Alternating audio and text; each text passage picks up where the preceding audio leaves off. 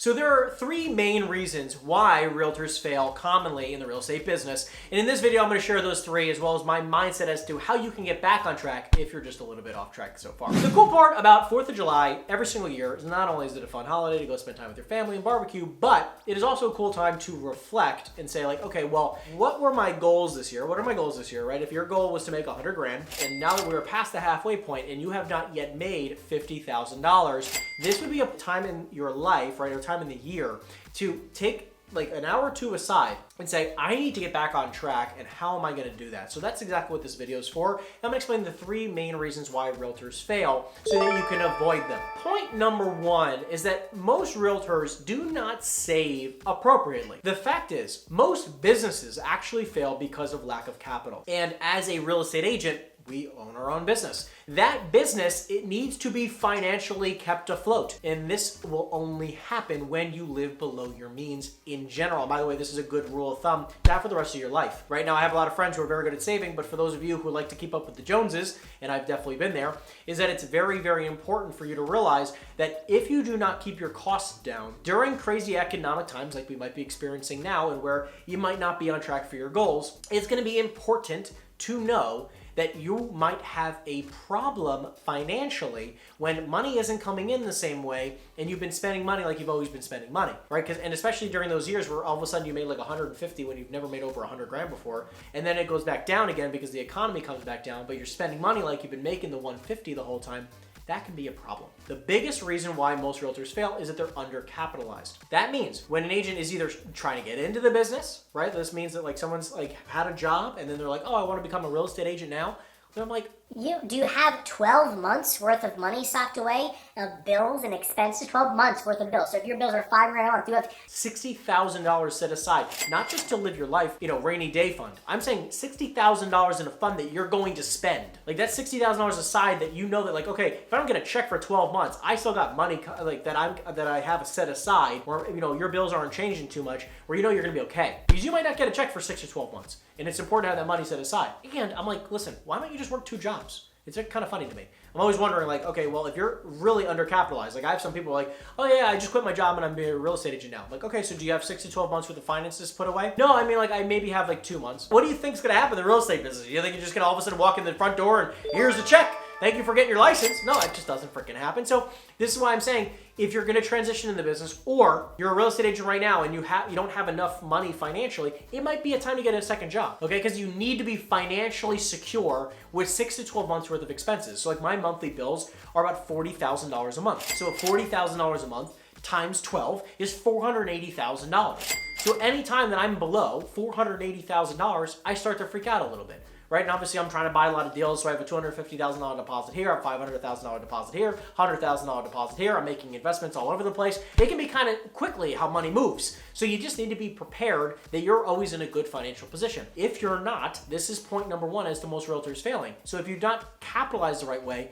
and all of a sudden you start not making the money you thought you were going to be making, you end up leaving the business. Just keep this in mind that making sure that whenever you get a check, you put money aside. And if you don't have a lot of money in the bank, guess what? You might need to get a second job. And that is totally okay for those people who are in that position. You just got to do what you got to do. Like leave your ego at the door. I'm sorry, right? When it comes to making money, it's not about how much you make, it's about how much you keep and then how much you use to multiply. Reason number two that most realtors fail is that they do not spend enough time prospecting. Really boils down to they just don't generate enough opportunities or leads. And this happens for 2 different things. They're either not spending enough time lead generating, or they're lead generating, right? They're spending the time doing it, but they're just not converting enough. I have a lot of agents that reach out to us all the time about our coaching program and other things. One of the first questions that we always talk about is just tell me about what's working in your business right now. And they say like, oh, we're generating a lot of leads. Tell me what a lot of leads means to you. Well, I'm generating about 1 or 2 leads a week. And just be super clear, how many calls are you making roughly a day? And we'll talk and they'll say something along the lines of like, oh, I make like 10 to 20 calls a day. You make 10 to 20 calls per day? Like this is like you dialing a number and then like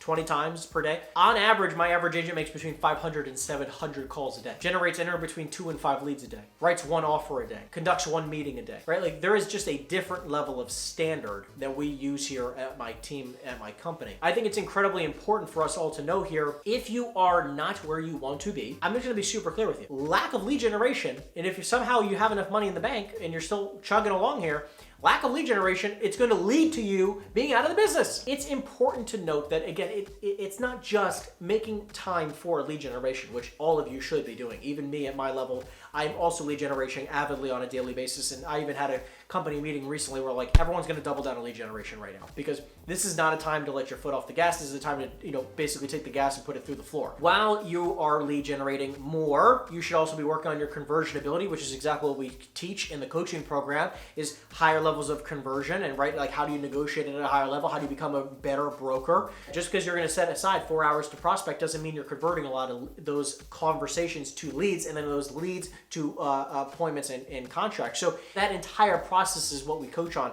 It's what's important to note that if you're not doing what you think you need to be doing, it might be time to hire a coach. And I'm not just saying me, I'm just saying period. So lack of lead generation is point number 2.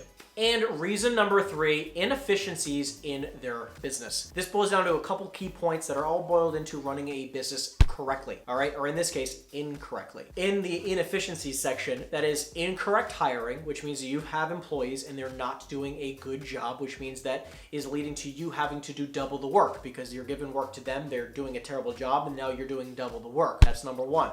Number 2 is lack of delegation. So you not only do you have employees, you're just not delegating enough, so you still feel like you're working 70, 80, 100 hours on a bunch of things you probably shouldn't be working on when you should be delegating to the employees that you have, if they happen to be good employees. Point number next is all about systems and processes. You might be trying to do a lot of business, but you don't have systems to hand it off to your team. You don't have systems internally, even if it's just you don't have a big team, you don't have systems in place. You don't have a template for an email, so you keep rewriting the same email over and over and over again. You don't have systems in place to have a letter of intent be sent out within a certain period of time. You don't have the systems built out for follow-up. You don't have the systems built out for marketing. You don't have the systems, but you see how like all of a sudden you could be spending all this time working on administrative tasks instead of the right activities. So you don't have the right systems and support in place, which again, systems and support don't just mean employees, it means even internally. Because then point number next in this inefficiencies is time management. You're not spending the right time and you're not doing the right activities during the right time periods. So inefficiency in your time management.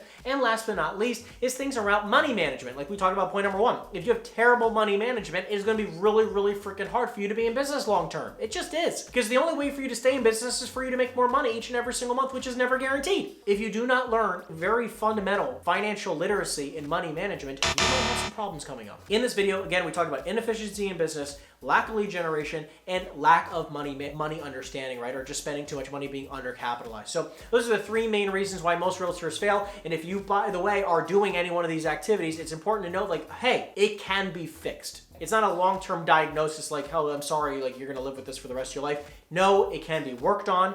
It can be fixed, it can be reversed, it can be enhanced. There's ways that you can get around each one of these points. And by the way, if you're wondering exactly like which point I've gone through all 3. I've had issues in every single one of these different categories. It's just the pains of having a business, right? By the way, if you like this video, make sure to give it a thumbs up and subscribe if you have yet to do so. And other than that, I'll see you in the next video, everyone. Take care. If you're still watching this video, that means to me that you're a committed real estate agent and you're looking to take your life and business to the next level. I'm just curious. Why have you yet to schedule your free, no obligation coaching consultation? All you have to do is simply go in the description down below, and people are telling me this call has been the most unbelievable, the most powerful call they've had in their entire career. And here's just a few of the individuals who have taken full advantage of this call. And my mission is to support as many realtors as possible, build a 6- and 7-figure net income business so that they don't have to rely on this industry anymore for their everyday income. If you're a committed realtor, which I can see like you are, all you have to simply do to take full advantage of this free coaching consultation is to go in the description down below and schedule your free call now.